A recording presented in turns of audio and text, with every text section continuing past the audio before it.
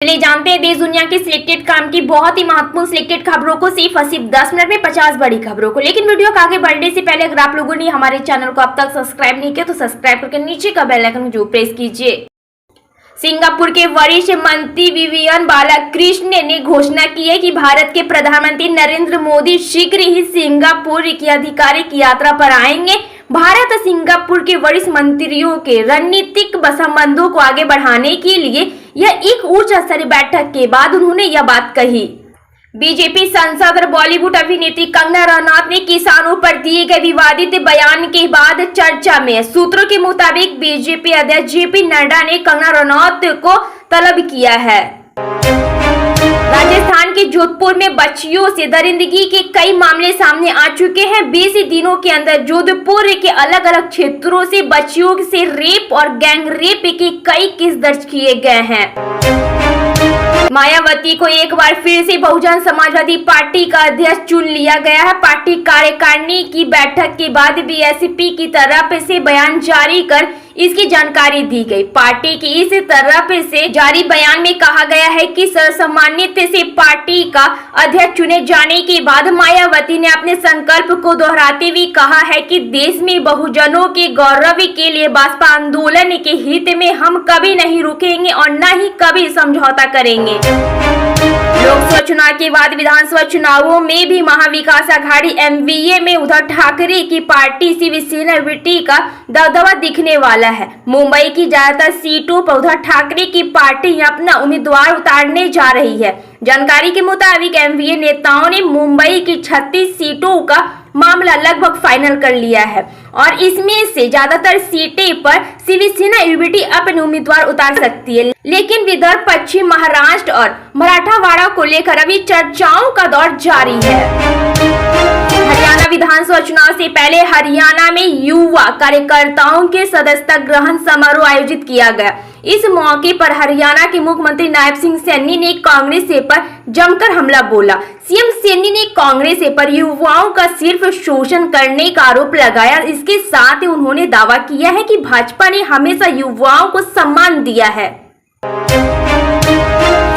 हरियाणा की जीत में कंगना रनौत के बयान के विरोध में आम आदमी पार्टी आप आज सड़कों पर उतरी। आम आदमी पार्टी ने शहर में विरोध प्रदर्शन किया और कंगना रनौत व भारतीय जनता पार्टी के खिलाफ जमकर नारेबाजी की।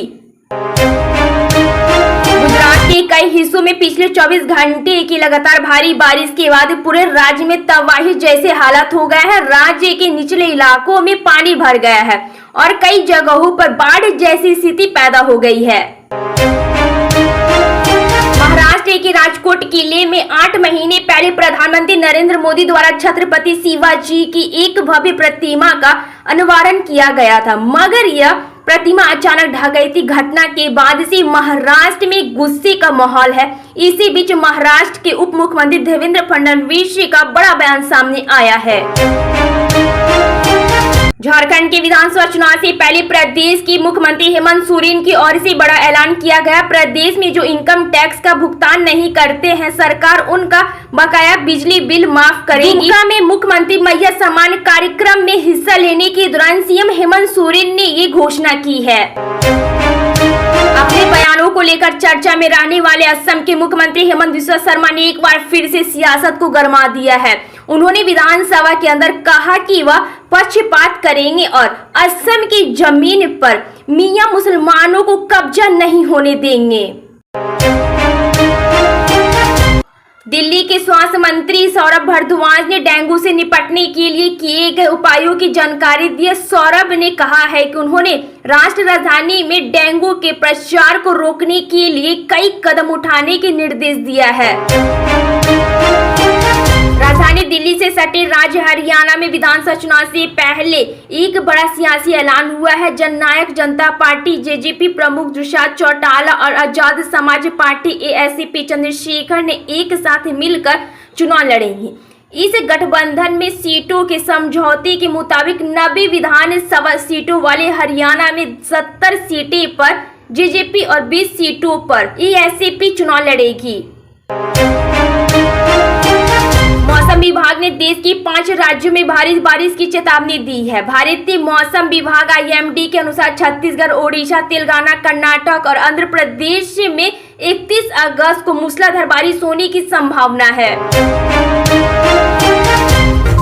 प्रदेश में 10 विधानसभा सीटों पर उपचुनाव होने हैं। इसको लेकर राष्ट्रीय लोक दल की बैठक हुई है। राजधानी लखनऊ में हुई बैठक में रालोद चीफ और केंद्रीय मंत्री जयंत चौधरी भी मौजूद थे। बैठक उनकी अगुवाई में हुई है।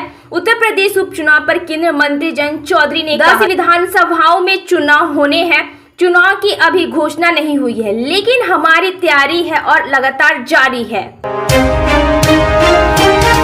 यूनिफाइड पेंशन स्कीम को लेकर आम आदमी पार्टी आप ही केंद्र सरकार पर लगातार हमलावर है।